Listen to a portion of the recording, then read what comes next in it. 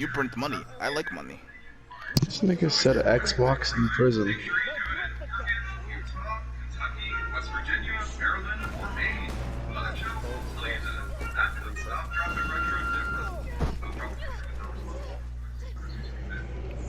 I have appears to be more readily available, and according to the Splash 3, it was made in 2011. And this isn't the only prison-related thing that I own. I've been able to obtain a few other items from the inside, including a tablet, and even a phone. I don't know why I'm so drawn to these items. It must be something about the item that the Ew, what the fuck? It's like if you own something from great. So how does a prisoner obtain things? Well, you can buy them on the street, and even if you could, you wouldn't be able to send it to an inmate. For inmates and their families to get items, you have to order from the special count. This count is all sorts of stuff. Sprayer rugs, socks, typewriters, and these handhelds. There they are, and at the time they cost $35. Those big handhelds because they're so good and fun, and I happen to have two. I have the model HG503. I'm pretty sure there was an HG502. You know, I think it's kind of stupid that they fucking made these games into kind of like this. Like, not to say that Resident Evil 4 wasn't that, but that was Resident Evil 4. Like, they make these characters have these really stupid one-liners and like, this is the last fucking time. If you were looking at Nemesis in his final form, you would not say, this is the last fucking time. You wouldn't joke about that. You would just, like, I don't know, I just think it's fucking stupid. It's not like a huge gripe, but... You'd shit your pants. Oh, I have to show you.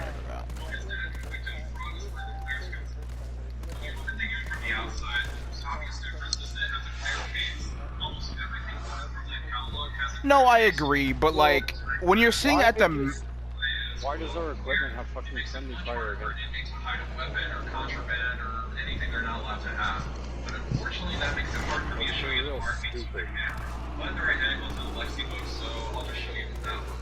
You can see it has. I don't know. I just feel like if you saw like Nemesis at the size that he's at, I wouldn't be making jokes. That's just me though. Has a volume knob, a headphone jack, video out. I've got it read for a second about the video. No, absolutely. Headphones like this use a 3.5mm jack for video out. It's a cable that's really easy to find. It's like an industry standard. However, these ones use this tiny little plug. I don't know why they went with this. I looked everywhere for the right one, and when I do have it connected, it's unstable and it causes connection issues. The only reason this thing exists is to piss me off. Moving on, there are some other differences. Instead of Phillips head screws, the screws on the unit are like those triangular security screws. I guess that's to make it harder for the inmate to tap the equipment. And on the 501 model, it doesn't have a screw. Wait, what did she say it in this game? If it did, an inmate probably turned it into a battle axe by now. But I'm thinking it didn't have one, because on the later 503 model, that hole's been filled in. You'll also notice that both the Lexi book and the Gears of the model has a phone attached to it. And you may now enter the comments to make your explanatory soap on a rope joke. The Lexi book unit also only has 20 games, whereas this one has 50. The Clearton's model also has a bigger screen. And I don't think the Lexi book unit even has the correct screen resolution. I just find it so funny. I've done this boss battle and I fucking wasted all my ammo on it because I forgot that you have to hit it with the fucking lightning rail cannon thing. Also, one of my units has the original owner's last name. You know, that would be a really sick ass level 3 though. Which is very common when it comes to inmates' personal property, but I will not be showing that to you because if I did, you might murder me. The other unit is totally unmarked. It's too bad we're probably never gonna get another Marvel vs. Capcom game. Where you're at. When you turn the unit on, you see a logo partner vehicle Jungle City. I found out that Jungle You're City right. You're right. You ain't ever lied. They make other handhelds, including, of course, the Lexi book unit we saw earlier. Both of the units have 50 games. We're not going to look at every one. This thing defines... Fuck, he does a shit ton of damage. Holy shit. I mean, I gotta heal because one hit will kill me. First game is the Tiger Rescue, and it's an overhead shooter. And it's not too bad either. The fact that we haven't got Leon in a fighting game, absolutely. He should have been in over Chris. Yes, it's called lightning. Not lightning like lightning in the sky or the lightning fighter jet. Lighting plan No, I was fine with both of them in 3, but we definitely should have got Leon in Infinite. It's another shoot 'em up, and this one tries to do like a 2.5D thing. It seems it's really hard to know if something's about to make with you.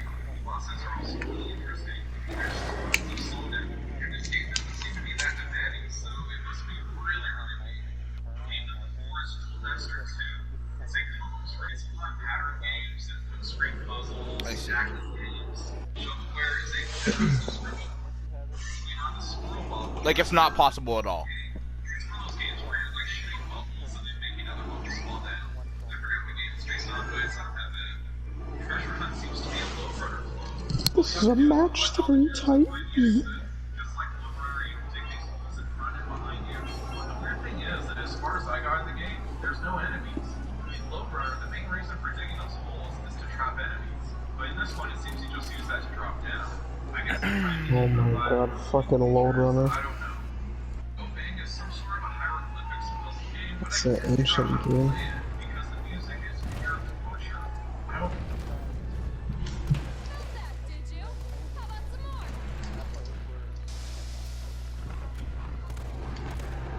I'm with the dogs, you with the puppies. She said I'm a dog, I'm the children.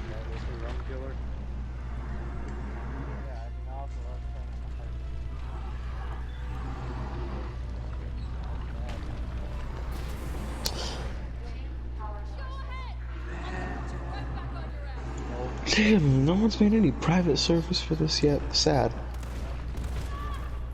Why don't you take the initiative? True. Tyler. He, I don't know what the fuck he's talking about, but he said some game, there hasn't been private servers released yet, so I said, why don't you take the initiative? True.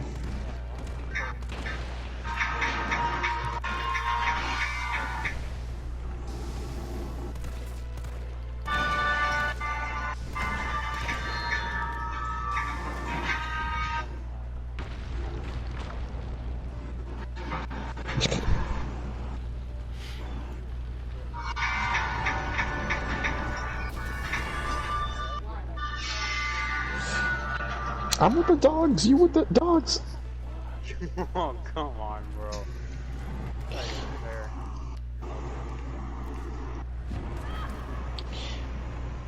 Well, Oreo, come to the beat of something sweet. What if I don't wanna? Let's talk ketchup.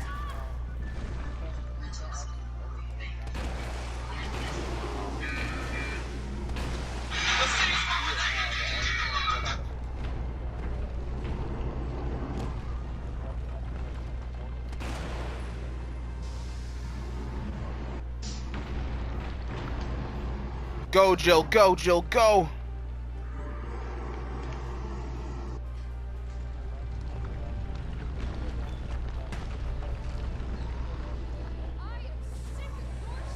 Pierce the Veil, 21. Pierce the Veil, 21 Pilots, Black Veil Brides, and all 10 Below, over and over and over, except the ones where they decided to put Austin Knight on the cover.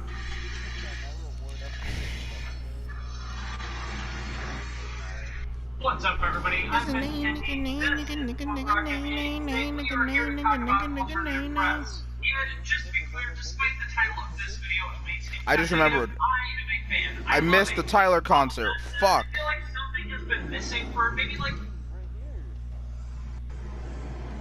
Hopefully there's a VOD, but there's probably not gonna be a VOD. Brendan, you took a shit and it. Ah, well. It'd be like that. it went from being like the 10 times Brendan Yuri took a shit. Oh. place that I and lots of other people go to find out about what was new and cool, to being like the same half dozen or so people on the cover over and over and over again.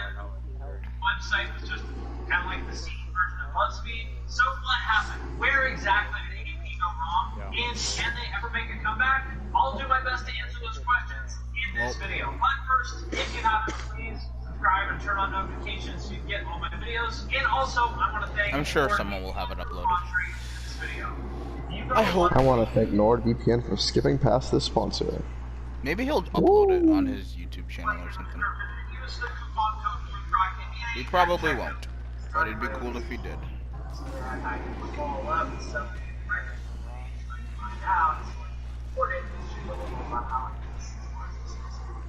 I personally first saw AP sometime in the mid-90s, but it had actually been around for several years before that. AP was created by Mike Shea in 1985 out of frustration with their local media Oh, that I just could just wasn't miss covering my shot. bands in America. We were an alternative That's to the scene, Honey Dealer, and WMMS, he said. Those are local Cleveland magazines and radio stations. But it grew from there into a real magazine, and by the mid-90s, they'd really come Oh into my the god. covering the alternative rock scene that was blowing up kind of in the wake of that whole grunge explosion of the early 90s. They did the first national cover stories on artists like Nine Inch Nails, Nirvana, Radiohead, My Bloody Valentine, and Foo Fighters, to name just a few. Those bands, of course, all ended up getting a ton of mainstream coverage, but AP was years ahead of the curve on covering all of them. And that is really what built the foundation of their brand. Which brings us to the next phase of AP's evolution, what I would call like the new metal years. This was their first in kind of like the mid to late 90s. As Fuck, I grunge and missed. alternative rock were starting to kind of run out of steam. And I give them a lot of respect for this Ugh. because they couldn't take the safe path, stayed in their comfort zone, and just kept covering those same bands in the same scene. But they didn't because the vision. Are you fucking kidding me? Alright, well. Whatever the suburban rebellious music is at any time, that's what we're featuring. Our secret has been that we don't grow older with our readership. I don't know what you're talking about. High school to early college demo. And in the late 90s and early 2000s, that was new metal and post-grunge. And so they adapted. They had cover stories on Static X, Rob Alright, I just have to not get hit. I'm maybe probably didn't going to age get hit. quite so well, like Kid Rock, Puddle of Mud, and not one, not two, but three covers featuring Insane Clown Posse. Personally, I would call this the weakest era of the magazine because it just didn't really seem like their heart was in the coverage of new metal or ACD, whatever. But still, I give them credit for it because they did what very, very few publications are ever able to do and stayed relevant through the guard. That is so difficult to do, so I give them a ton of respect for pulling it off, even if it was a little bit rough here and there. Because it's one thing to have your finger on the pulse of one specific scene, be the person who documented that moment in time. So to do it more than once is truly an accomplishment. That tells me that it's more than just dumb luck, being in the right place at the right time. That tells me that you have a vision. Which brings us to their second. It still hit me. That To sucks. what I might call the mall screamo scene. My Chemical Romance, Fall Out Boy, Chiodos, Paramore, all that stuff. And this is where I personally started paying a lot more attention to AP because it was clear to me that what was happening in that mall emo scene was the next big generational shift in alternative culture. But unlike grunge or alternative rock, basically nobody in the music media was taking any of this stuff seriously. I mean, yes, you would see the occasional story in Rolling Stone about the very biggest bands like My Chemical Romance or Fall Out Boy that they just couldn't ignore because they were that big and had to cover it. But I didn't get the sense that they really wanted to, and they certainly weren't interested in talking about bands that were 80s.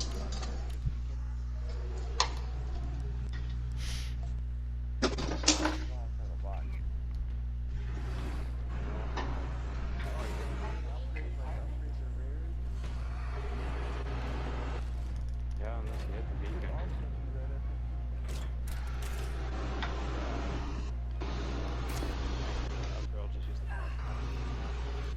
Smaller than that, even relatively big ones like Taking Back Sunday and The Used that were hitting the Billboard Top 10.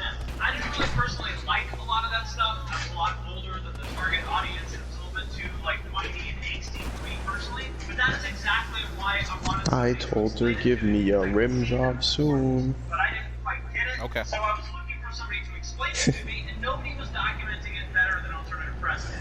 I remember reading their 100 bands you should know issue every year, like really looking forward to that, because they really were 100 bands that you needed to know. They also knew that they had a younger audience, and I think they did a really good job of bringing them up to speed with the roots of the genre. For Oh, example, I missed we that had shot.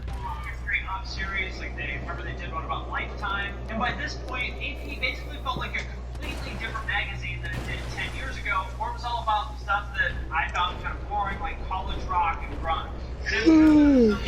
shit, nigga. It's Chicago, nigga. But the new generation scene, that was exactly what I was looking for. And then they even took it one step further when they created the EP Tour in 2007, which ran for, I think, 5 years, and had bands like All Time Low, Circus Survive, Mayday Parade, Bring the Horizon, and The Ghost Inside, among many, many others. First of all, it was just like a really cool tour that they put together. And second, it was important because this meant that they weren't just documenting the scene, they were actively helping to create it by putting these tours together. Fondly remember something very impactful. There was such an energy around it. Which brings us to the next phase of their evolution, what I would call the scene years. This was their next big pivot, and what I think was the peak from somewhere around like 2009 to 2015 or so. They certainly weren't the only outlet covering the scene. There was also like Substream, Outburn, Rock Sound, and probably a few others I'm not thinking of. Plus the online outlets like Absolute Punk and Property of Zack. But I think it's safe to say that AP was the top of the food chain. Like if you were a metalcore punk fan, getting an AP cover was as big as it got back then.